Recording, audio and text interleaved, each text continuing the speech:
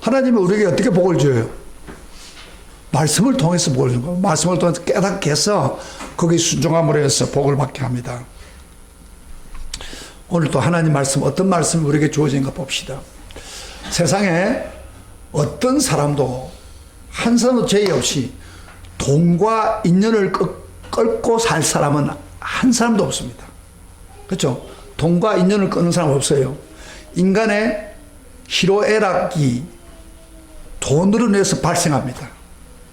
얼마나 많은 사람들이 돈 때문에 웃습니까? 또 얼마나 많은 사람이 돈 때문에 불행해서 웁니까? 돈은 어느 누구도 피하려고 해야 피할 수 없는 현실입니다. 남의 일처럼 말하거나 모른 체 할 수도 없습니다. 왜냐하면 돈이 나의 삶과 직접적으로 직결되어 있기 때문입니다. 우리가 사는 시대는, 현재 사는 시대는 자본주의 유물론과 공산주의 유물론, 대표되는 물질주의에 살고 있습니다. 그리고 지금은 모든 것이 돈으로 교환이 되므로 돈이 모든 곳에서 필요합니다. 돈 없이 살 수 없는 시대에 우리가 살고 있습니다. 따라서 이런 영향을 받는 오늘날 사람들은 돈을 소유하고자 끝없는 탐욕 속으로 빠져들어갈 수밖에 없습니다. 심지어 보통 사람들은 공통적으로 돈을 이렇게 생각합니다. 돈만이 나의 인생을 행복하게 만들어주는 수단이다. 그렇게 생각하는 사람 있죠? 맞죠? 또 나의 돈이 나의 힘을 과시하는 높은 깃발이다. 그렇게 생각하고, 또 이렇게 생각합니다. 나의 안전을 지켜주는 것은 확실한 방패막이 바로 돈이다. 나를 안전하게 하는 게 방패다. 그렇게 생각합니다. 여러분 그렇게 생각해요? 그 다음에 나의 생명과 건강을 보장해 줄 수 있는 절대적인 존재다. 라고 보통 사람들 생각합니다. 여러분 그렇게 동의하십니까? 아마 동의하는 사람 많이 있을 거예요. 내 생명과 내 건강을 보장할 수 있는 것은 다른 거 없다. 돈이다. 절대적인 존재다. 그렇게 확신하면서 사는 사람도 있습니다. 이렇게 돈을 높이는 생각이 돈의 횡포를 부추기는 결과를 갖게 되었습니다. 급기야 돈은 인간을 지배하는 폭군의 자리까지 서게 된 겁니다. 그 돈의 세력 앞에 개인이나 심지어 국가도 무릎 꿇고 맙니다. 돈의 위력 앞에 법도 제 기능을 발휘 못하고 있는 것을 우리 신문지상에서 보고 있지 않습니까?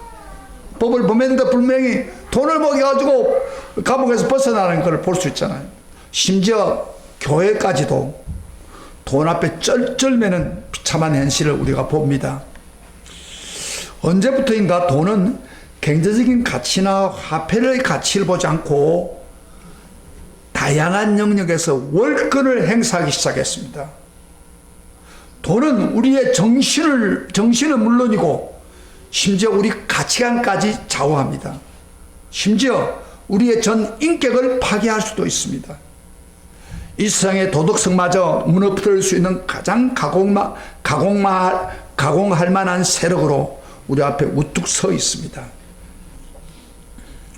이런 돈의 위력에 대해서 공산주의와 유물론을 주장한 칼 마르크스는 이런 말을 했습니다. 나는 못생긴 사람이지만은 세상에 가장 아름다운 여인을 돈으로 살 수 있다. 아마 마르크스 자기가 말했지만 잘 생기지도 못했는가 봐요. 그런데 난 돈만 있으면 좋은 아름다운 가장 아름다운 여인을 살 수 있다.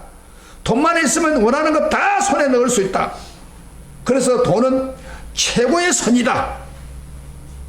다시 말하면 인간의 동경하는 모든 것을 돈을 통해서 충족될 수 있다고 믿었습니다. 그의 사상을 통해서 공산주의 사상에 뿌리를 내릴 수 있습니다. 그래서 공산주의 유물론이 생긴 거예요. 근데 오늘날도 나는 공산주의 아니지만 공산주의 유물론을 그대로 가지고 있는 사람 많습니다.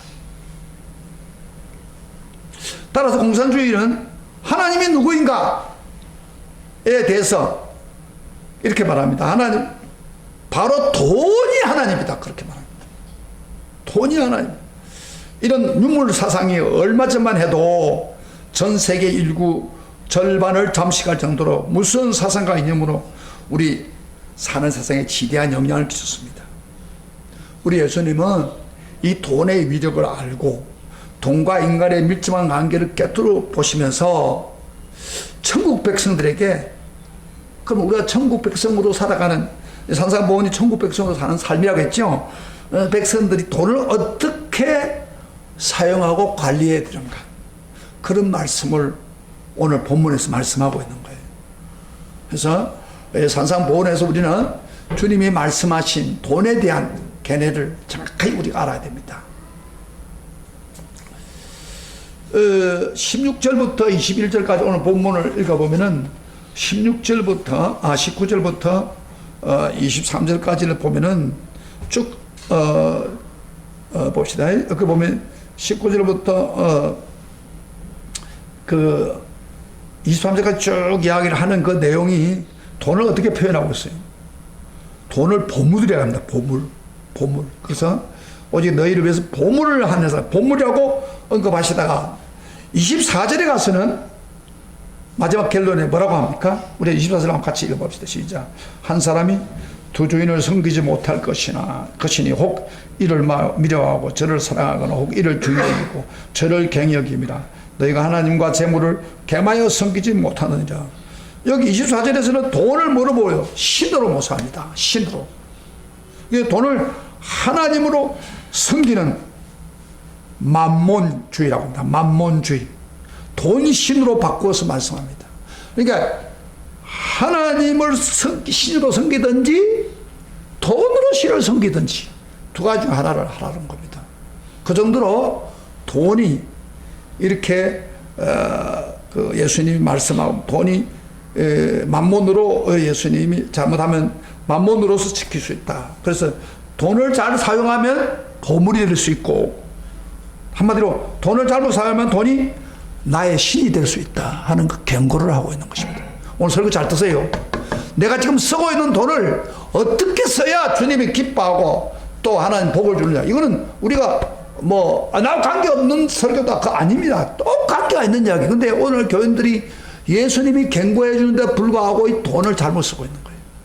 그래서 돈을 축복받지 못한 거예요. 물질의 복을 못 받는 거예요. 그러니까 돈을 제대로 살면 하나님 물질의 축복도 주고 돈도 다스릴 수 있습니다. 오늘 많은 크리스찬들 중에서 돈을 신으로 섬기는 사람 많습니다. 그거 아주 잘못된 거예요. 우리 주님이 돈에 대해서 갖고 싶어하고 기대고 싶어하고 쌓고 싶어하는 인간의 욕망을 깨뜨려 보시면서 19절에 이렇게 말합니다. 19절을 가지고 시작. 너희를 위해서 보물을 땅에 쌓아두지 말라. 그렇게 말합니다. 땅에 쌓아두지 말라. 그리고 거기는 종과 동록이 해하고 도둑이 구멍을 뚫고 도둑지 않으랴. 그러면서 20절에 말합니까? 오직 너희를 위해서 보물을 하늘에 쌓아두라. 거기는 좀이나 등록이 하지 못하며 도둑이 구멍을 뚫지도 못하고 도둑질도 못하느냐. 그렇게 말을 합니다. 여러분요, 여기 지금 보물을 땅에 쌓아두지 마라, 그런 이야기합니다. 여기 우리가 이 성경을 읽다 보면요, 보물을 땅에 쌓아두면은 종과 동록이 해하여 도둑이 구멍을 뚫고 도둑이 산다. 하늘에 쌓아둬야 그런 게 없다 그러는데, 좀 우리가 지금 현재의 그 살아가는 돈 관리를 하는 사람 입장에서 좀 이해가 안 되잖아요. 우리가 가지고 있는 돈에 좀이 있습니까? 예? 그러니까 이걸 뭘 이야기하느냐면요, 옛날에는 재산을 지금도 그렇지만 돈을 재산이라고 해요. 재산. 근데 그 당시 예수님 시대의 재산은 돈이 아닙니다. 우리 앞에 이렇게 만들어가지고 화폐를 가는 게 아니고, 바로 그들은 재산은 가축이 재산이에요. 그리고 창고에 쌓여 있는 것이 재산이에요. 이제 그렇기 때문에 지금 예수님이 그 이야기를 합니다. 돈을 재산으로 생각할 때 곡간에 쌓아둔 곡식, 목장 가축이 바로 재산인데, 돈을 땅에 쌓아두면은 결국에는 아무리 쌓아둬도 지가 와서 먹거나 썩어버리거나 동록이어서 먹게 해치게 되고 도둑이 나중에는 가져가 버린다 그 말이야. 그러나 하늘에 쌓아두면은 결국에는 그런 거 없다. 그 이야기를 합니다. 그러니까 조금 옛날 그 시대를 예수님이 중심으로 해서 말씀하고 있는 거예요. 그러면 돈이 왜 위험합니까? 돈이 왜 위험하냐면은 21절에 봅시다. 21절 시작. 내 보물이 있는 곳에 내 마음도 있느니라. 이 돈을 쌓아놓은 곳에 우리 마음이 있습니다. 이건 누구도 부인하지 않아요. 돈을 사는 사람 입장에서는 돈에 정신이 가 있는 거예요. 여기 지금 이 자리에 와서 예배 드리면서 들어보세요. 예배를 들으면서 여러분 생각이 집중 안 되는 사람들 대부분 먼저 조사해보면 돈에다 관심 있는 거예요. 돈에. 오늘 예배 참석하고 나도 누굴 만나서 돈 관계 해결해야 되는데 오늘 하루 빠짐으로 해서 얼마나 내가 돈에 손해보는데 돈 생각을 하고 있으니까 걱정하고 있는 거예요. 돈이 있는 곳에 마음이 가요. 예? 옛날에 지금도 기억납니다만은 제가 서울에 종신에서 신학을 공부할 때 7년을 공부했거든요. 그럼 우리 집에서 이제 등록금을 해가지고 와야 돼. 그 당시에는 돈을 뭐 요새 은행처럼 그렇지 않았어요. 보내고 가면 간단하긴데 돈을 직접 가지고 와야 돼. 그래서 내가 촌놈이 이제 부산에서 올라올 때 돈을 가져가는데 이제 부를 수 있잖아요. 기차가 막 그 당시에 12시간을 왔어요. 기차가. 밤에 밤차를 타는데 그 돈 어떻게 하겠어요? 돈을 그래서 우리 엄마가 돈을 전부 이게 그다음 액수 높은 돈을 쭉 해가지고 이렇게 하면 이만 두꺼워요. 그러면 이걸 어디다 하느냐 호주머니에 하면 안 되니까 그 반츠 있죠. 반츠 안에다가 그 돈을 넣어가지고 기부서 누구도 여기 기부가지고 그래줍니다. 그러면 내가 올라올 때 이런 누가 가져갈 수 없잖아요. 실제로 그렇게 쫓아가요. 올라오는데 그래도 걱정이 되는 거예요. 이 돈을 알고 혹시 빼앗아 할까. 그래서 항상 기차에서 타고 가면 사람들이 많으니까 그것만 쳐다보고 있는 거야. 잠을 자다가도 만지고 자는 거예요. 돈이 있는 곳에 마음이 있다는 그 말이에요. 그래서 여러분들 이 돈이 사람을 왜 그런 마음이 있으면 어떻게 됩니까? 결국 섬기게 되는 거예요. 돈을 섬기게 되는 거예요. 돈을 따라가게 돼 있어. 그래서 위험하다는 겁니다. 그러니까 이 보물을 땅에 쌓아두지 말고 하늘에 쌓아두.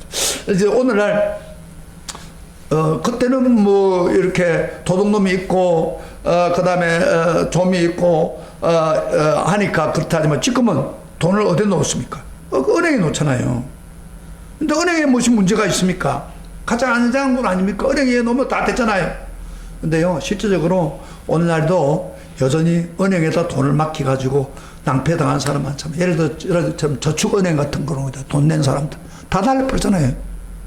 그래요, 돈이요, 정권에 투자하면은 주가가 떨어지면 뭐요? 돈이 폭락합니다. 그리고 은행에 놔도 금리가 하락되면 내 돈의 가치가 하락합니다. 물가가 상승하면 내 돈의 가치가 떨어집니다. 부동산 경기에 침체하면 부동산가 재미 보는 사람도 있지만 떨어지면 돈의 가치가 떨어집니다. 벤처기에 투자해가지고 하루아침 망한 사람 많아요. 예? 돈 빌려줘가지고 인생 망친 사람도 많잖아요. 그러니까 이 세상에는 돈을 안전하게 놔놓을 데가 없습니다. 그래서 돈을 하늘에 쌓아두라 그 말이에요. 하늘에 닿으면 그런 것도 없다. 시편 39편 6절에 이런 말을 했습니다. 시편 39편 6절에 이런 말입니다. 진실로 각 사람은 그림자같이 다니고 헛된 일로 소란하여 재물을 쌓아나 누가 거두을지 알지 못하느라. 재물을 우리가 쌓기는 쌓아요. 세상에 재물을 쌓는데 누가 거두갈지 알지 못한다. 누가 취할지 알지 못한다. 그런 이야기예요. 맞는 말이 같아요. 저는 우리 형님이 지금도 기억납니다. 생생하게. 우리 형님이 교사를 몇십 년 동안 했어요. 해가지고 이제 그 퇴직금 다 모아잖아요. 월급에서 집에 들어가. 그리고 한 3억 정도로 받았어요. 받아가지고 그거 가지고 뭐 좀 쓰려고 여행도 가고 뭐 하자고 다 했는데 뭐 그때 죽어버렸어요. 타가지고 얼마 어디다 친구에 놔두고 뭐 죽어버렸어요. 죽고 나니까 그 돈 하나도 못 쓰더라고요. 에? 여러분, 돈 가진 건 내가 내 것이라고 생각할 착각에 빠지지 마세요. 그 돈요, 내가 고생해 버리면 자식들 다 먹어버려요. 물론 자식이 또 유리하면 좋긴 좋죠. 그러나 결국 돈을 모은 사람은 자기가 누리지 못해요. 이 돈이 그런 거예요. 쌓아놓는다. 그러니까 돈을 쌓아놨다가 나가서 낭비해보지 말라 그 말이에요. 형님이 그 당시에 내가 개척할 때, 우리 저 교회를 위해서 조금 더 좀 많이 투자도 했었으면 저는 참, 그는 하늘에 막 보물이 있을 건데 그 하나도 쓰지 못하고 다 날라가 버려요. 이 바보 같은 짓입니다. 그러니까 우리가 돈을 이 세상에 쌓으려고 하지 마라. 하늘에 쌓아두는 게 안전하다 그 말이에요. 그럼에도 불구하고 많은 사람들이 땅에 어떻게 하면 돈을 쌓아놓을까 집착하고 있는 거예요. 하늘에 쌓아놓으라고 하신 예수님 말씀에 반응하지 않고 돈을 땅에다 쌓아놓으려고 한다. 그러다가 어려운 일을 당합니다. 우리가 오해할 것은요, 하나님이 욕심이 있어가지고 돈을 하늘에 쌓아두라고 하지 않았어요. 그가 쌓아두는 게 아니에요. 돈이 하나님, 모든 우주가 하나님 건데 뭘 하늘에서. 결국엔 누구를 위해서? 너희를 위해서. 오늘 설교 제목 보세요. 너희를 위하여 너희 보물을 하늘에 쌓아두라. 너희를 위해서. 여러분, 돈을, 여러분요, 우리를 위해서 쌓아두라는 겁니다. 그럼 우리를 위해서 쌓아둔다는 무슨 말이에요? 여러분요, 하늘의 보화에 곳간에 쌓아두면 그게 안전할 뿐 아니라 하나님이 나중에 하늘의 보화에 두면 하늘에 상급을 줘요. 그리고 여러분, 사람 마음이 돈에 있으니까 하나님께 쌓으면은 하늘에 우리 마음이 들어가 있으니까, 항상 있으니까 우리 신앙이 큰 유익이 된다는 거예요. 그러니까 결국 돈은 우리를 위해서 하늘에 쌓아두는 거예요. 자기를 위해서 땅에 보통 대부분 쌓는데 그건 나중에 자기 것 아무 누리지도 못하고 인생을 끝날 때가 많다 이 말이에요. 그러면서 예수님이 하늘에 쌓아두라, 하늘에 큰 신학이 된다는 이야기를 하면서 갑자기 예수님이 오늘 본문에 조금 이상한 말로 진전되고 있습니다. 한번 그거 제가 설명을 해드려야 될 것 같아요. 22절 봅시다. 내 보물이 있는 곳에 내 마음이 있느라. 22절부터 23절 한번 잠깐. 이 본문은 여러분들 항상 성경을 읽다가 걸리는 겁니다. 한번 같이 볼까? 시작. 눈은 몸의 등불이니. 22절. 그러므로 내 눈이 성하면 온몸이 밝을 것이요. 그 다음에 눈이 나쁘면 온몸이 어두울 것이니. 그러므로 내게 있는 빛이 어두우면 그 어두움이 얼마나 더하겠느냐. 아니, 왜 갑작스럽게 이렇게 이야기를 진전합니까? 내 보물을 있는 곳에 내 마음이 있다, 하늘에 쌓아두라, 그렇게 말하면서 갑작스럽게 내 눈이 몸에 등불이니 눈이 있으면 온몸이 밝을 것이요 눈이 나쁘면 온몸이 어두울 것이라. 그래놓고 마지막 24절에 가서는 한 사람의 두 주인을 섬기지 못한다, 그렇게 말하고 있습니까? 왜? 성경에. 여러분, 이 성경이 무슨 말입니까? 뭘 이야기하려고 해요? 예수님이 아무 의미 없이 이 말을 한 게 아니에요. 여기 지금 눈은 몸의 등불이라면서 일장 우리 눈을 말합니다. 눈이 떠야 사람이 이 세상 갈 때 밝게 가잖아요. 처음에 일반적인 눈을 이야기하다가 그 다음에 눈이 나쁘면 굉장히 더듬더듬한다 이 말이야. 그러면서 우리 육신의 눈을 가지고 비교하면서 뭘 이야기하려고 하냐면, 그 다음에 23절 보면 그러므로 내게 있는 빛이 어두우면, 내게 있는 빛이 어두우면 그 어둠이 얼마나 더하겠느냐. 이게 무슨 말입니까? 내게 있는 빛이 어두우면, 이거 뭘 이야기하는 거야? 우리 눈을 이야기하는 게 아니에요. 눈이 밝아야 밝게 사는데 내게 있는 빛이 어두우면, 그 빛이 내게 있는 빛이란 게 뭐예요? 여기 내게 있는 빛은 마음을 말합니다. 마음의 눈이 밝으면은 좋은 일이 벌어진다. 그런데 마음의 눈이 어둡게 되면은 얼마나 파멸되느냐. 그런데 왜 돈 이야기를 하다가 마음의 눈이 어두우면 더 어렵겠느냐, 그런 이야기 하는 것은, 돈을 너무 가까이 하면은 언제든지 우리 돈이 우리를 멀게 할 수 있다는 겁니다. 하늘의 보물을 쌓아놓기 위해서 하기를 원하는 사람은 돈 때문에 영혼의 눈이 흐려져 어두워서 어두워서는 안 된다는 겁니다. 영혼의 눈마저 어두워져 하나님과 돈을 혼돈하게 되면은 보물을 하늘에서 쌓을 수가 없다는 것입니다. 그 이야기를 지금 하라고. 돈 때문에 우리 눈이 어두워지면은 하나님을 대신해서 돈을 경배하고 사랑하다 못해 결국 돈의 노예가 된다는 겁니다. 눈이 어두워진다면 영적 눈이 어두워진다 이 말이에요. 그러니까 돈을 우리 마음이 잘 관리를 못하면은 파멸의 길로 갈 수 있다는 거예요 지금. 그러면서 예수님이 마지막 24절에 한 사람이 두 주인을 섬기지 못할 것이니 혹 이를 미워하거나 사랑하거나 이를 중히 여기면 저를 갱히 여기매라. 하나님 재물을 겸하여 섬기지 못한다. 그렇게 이야기하고. 자, 제 말은 이해가 돼요? 네? 그러니까 돈이 사람 마음속에 들어가서 우리 영혼을 어둡게 만든단 말이에요. 돈에다 너무 신경을 쓰면은. 그래서 결국에는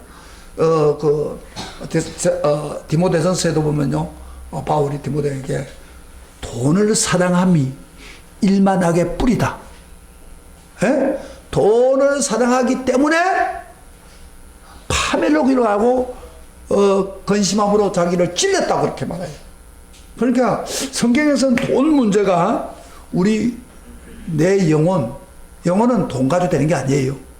내 영혼은 하나님을 향한 마음이고 영적인인데 돈이 눈을 가리면은 결국에는 돈의 노예에 빠지게 된다 이 말이에요. 돈을 섬기게 된다 이 말이에요. 그래서 너희들 중에서 하나님과 재물을 겸하여 섬기지 말라. 하나님을 신으로 섬기면 안 된다 그 말이에요. 여러분, 사람은요 두 주인을 섬길 수 없습니다. 인간은. 부부도 마찬가지잖아요. 남편 하나여야지. 남편 둘이 있으면 어떻게 되겠어요? 에? 남편도 아내가 둘이 있으면 그 마음이 갈라져서 못 삽니다. 하나님에게도 마찬가지예요. 하나님 충성은 하나밖에 없는 거예요. 하나님을 충성하든지 돈을 충성하든지.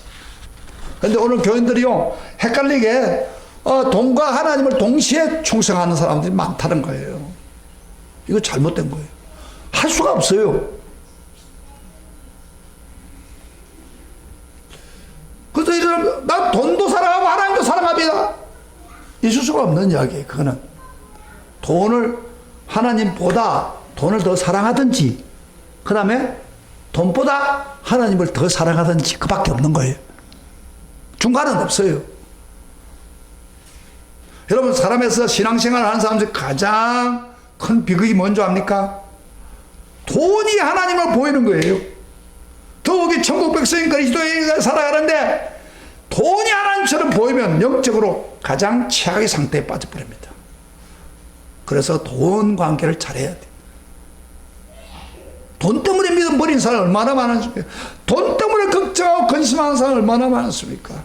교회 와서도 돈 때문에 걱정하고 있는 거예요. 하나님의 생각하고 그 영광스러운 하나님은 바라보지 않고 있는 거예요. 이 돈이 필요는 하지만은 이걸 잘 사용 못하면 이렇게 인생에 신앙도 그렇게 막 교회 왔다 갔다 하는 사람은 신앙 크지도 않아요. 그러면 돈으로 신으로 섬기는 사람의 특징이 무엇입니까? 봅시다. 에?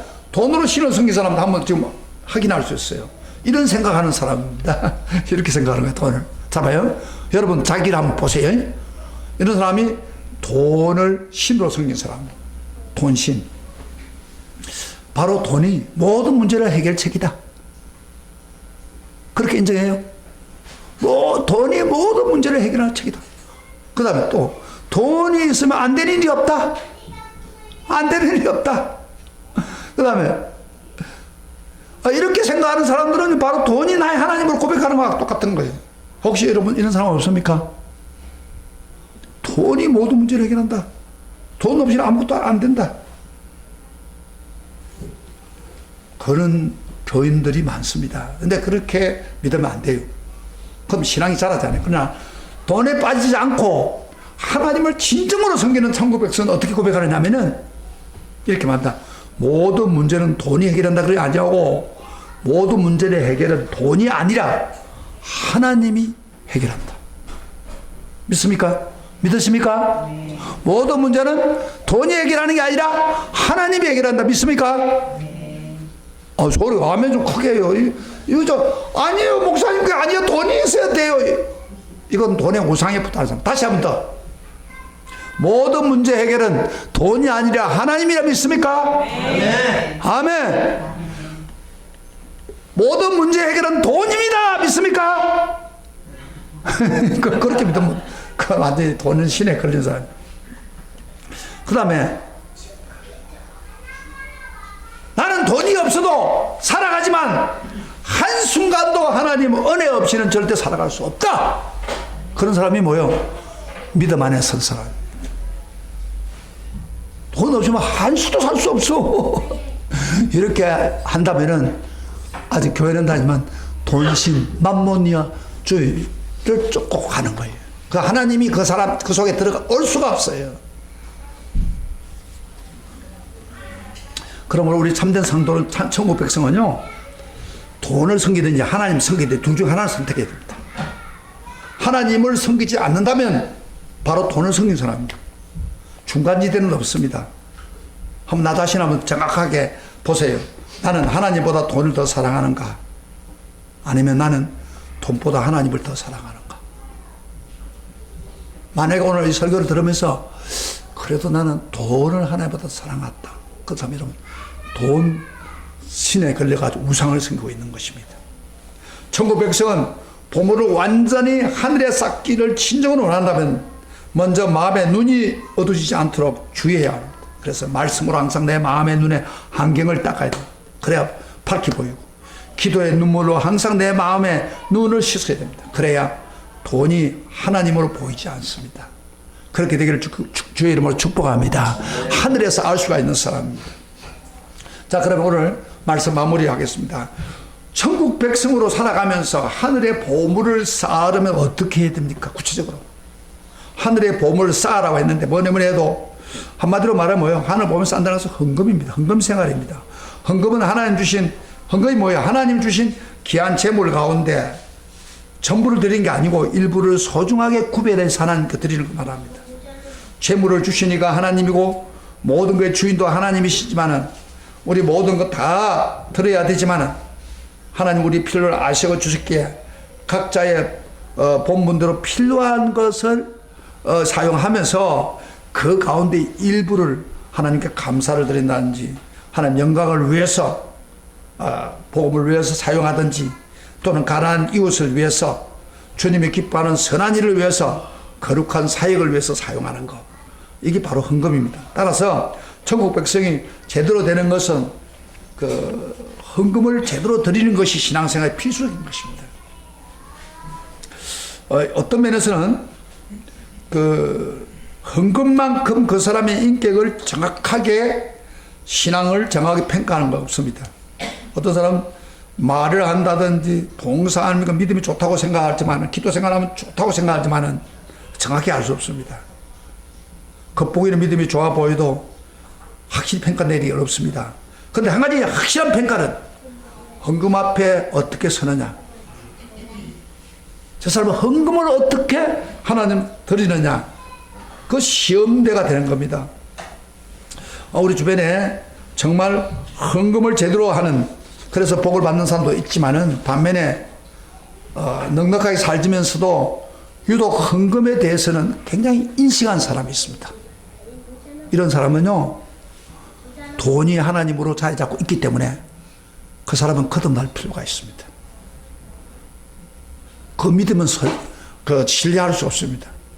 여러분, 성경에도 있죠. 예수님에게 어떤 부자가 와서, 처녀가 왔어요. 내가 어떻게 해야 구원을 받으리까? 진지해 보니까 예수님 딱 보니까 구원에 관심이 있지만 그 사람 속에 물질을 신으로, 돈을 우상으로 섬기고 있는 거예요. 그래서 이 문제를 해결하지 않으면 구원이 있을 수 없어요. 그래서 우리 예수님 그랬죠?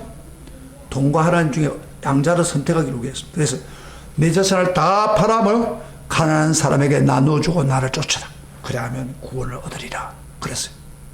그런데 이 청년이 재물이 많음으로 근심하여 돌아갔다고 성경은 말합니다. 이 청년은 보내면서 예수님이 그랬어요.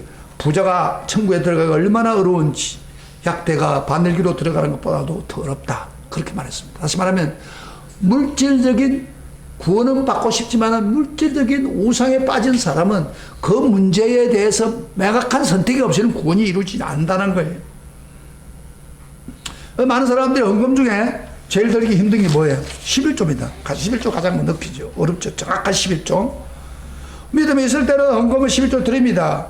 뭐 10만 원 중에 만 원 드리는 건 간단한 거예요. 그러나 1000만 원 중에 100만 원 드린 거 쉬워요, 어려워요? 어렵죠. 그 다음에 1억 중에 1000만 원을 11조 드린 거 쉽지 않아요. 그만큼 철저히 11조를 드린다는 게 쉽지 않아요. 이게 부자의 경우에는 11조 제대로 드리면 못 드려요. 성경에. 그런데 어떤 목사가 이런 이야기해서 11조란 성도들이 드리는 돈에 대한 가장 공포를 느끼는 11m 점프대다. 그렇게 말했습니다. 야, 봐요. 야, 저 참 훌륭한 이야기. 목사가 11조란 성도들이 돈에 대해서 가장 공포를 느끼는 11m 점프대다. 11m 점프대다. 무슨 냐면은 이거예요. 군인들이 낙하산 훈련할 때, 그걸 낙하산 하기 위해서 점프대가 있어요. 점프대에서 거의 11m 높입니다. 거기서 훈련을 하는 거예요. 근데 제일 무섭답니다. 거기가 11m 높이가. 그러니까 제일 그걸 계속 뛰어내다 보면 11m가 그렇게 두렵게 안 느껴졌을 때 그 사람이 비행기를 태워가지고 높은 데서 내려도 된다는 거예요. 근데 11조가 11m 점프대 들어온 거예요. 그래서 어떤 성도는 한때 11조 들었어요. 저러보세요. 11조 들어서 복을 받았어. 그런데 조금 부유해지니까 11조 못 들어요. 그건 잘못된 믿음이에요. 11조 굉장히 중요합니다. 물론 11조만 하나님께 드린 게 아닙니다. 여기에 헌금이라고 하는 폭넓게 선교사나 가난한 이웃을 위해서 사용하고 하나님을 영광을 위해서 선한 목적으로 돈을 사용하는 것, 하나님의 사역을 위하는 돈 전부가 다 하나님께 보화를 쌓는 것입니다. 디모데전서 6장 17절부터 19절 이렇게만 합니다. 내가 이 시대에 부한 자들을 명하여 마음을 높이지 말고 정함이 없는 재물에 소망을 두지 말고 오직 우리에게 모든 것을 후히 주사, 하나님께 중심으로 되면, 하나님 중심이 되면 후히 주사 누리게 하시고, 우리를 물질을 어떤 사람들은 후히 받는 것까지는 좋은데 누리지 못한 사람이 있어요. 그런데 하나님 앞에 두면은 후히 주시고 누리게 하고, 그 다음에 선을 행하고 선한 사업을 많이 하고 나누어 주기를 좋아하며 너그러운 자가 되게 하라. 이런 장래 자기를 위해서 좋은 틀을 쌓아 참된 생명을 취하는 것이다. 그렇습니다. 이것이 선한 일을 하는 것, 이거 다 하나님을 위해서 선한 일을 하는 것까지 다 재물을 하늘에 쌓는 사람이라 할 수 있습니다. 이런 사람은 아닙니다. 세상 즐기는 데는 아까운 줄 모르고 돈을 쓰면서 헌금하는 데는 굉장히 소홀히 든다면 그건 보물을 쌓는다고 할 수 없죠. 11조를 내지 않고 자기 욕심대로 돈 모으는 데만 혈안이 되어 있는 사람은 하늘에 보물 쌓는 사람 아니에요. 울고 있는 가난한 이웃을 보고 외면하면서 자기 자신만, 자기 가정만 위해서 삶을, 연락을 위해 산다면, 투자한다면 새벽기도 아무리 나와도 그 사람은 하늘에 보물을 쌓는 사람이 아닙니다. 하늘에 보물을 쌓는 것은 바로 하나님 우리에게 재물을 준 거예요. 하나님 우리에게 포기하라고 하지 않았어요. 받는 만큼 돈을 다 쓰라고 하지 않았어요.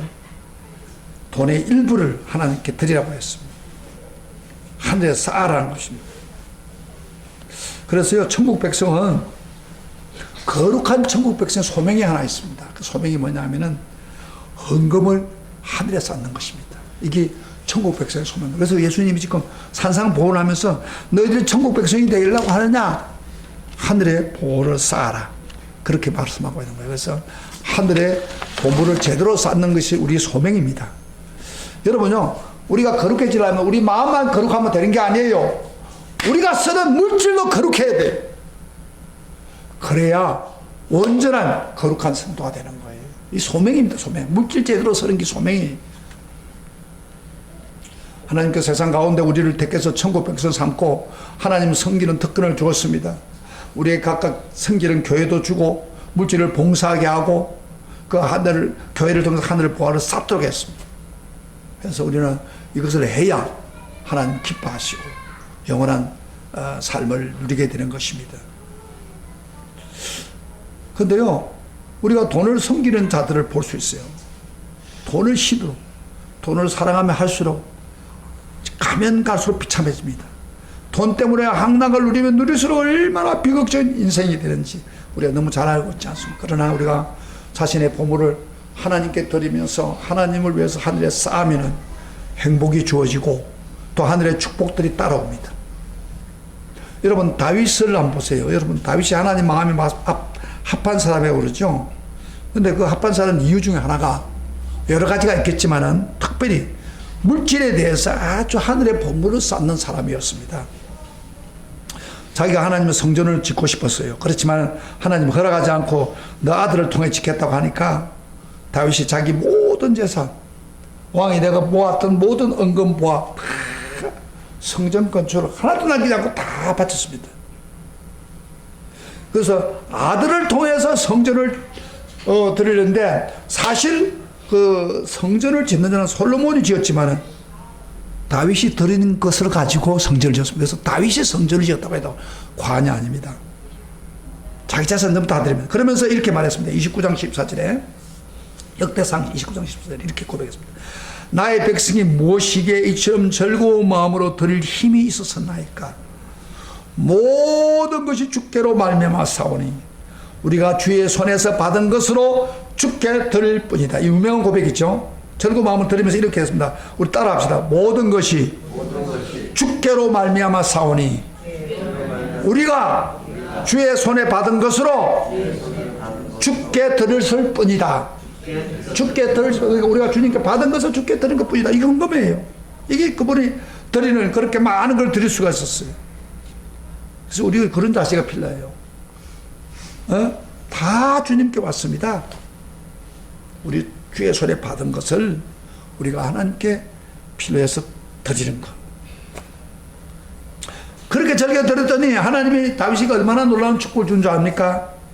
보면 역대상 29장 28절 이런 말씀입니다. 그가 나이 많아 넓도록 부하고 종기를 누리다가 죽음에 그랬어요. 장수할 뿐 아니라 부하고 종기를 누리다가 하늘나라에 가서 하늘나라의 상급을 누린 사람이 되었습니다. 이것이 바로 하늘의 보물을 쌓아놓은 사람이기 때문입니다.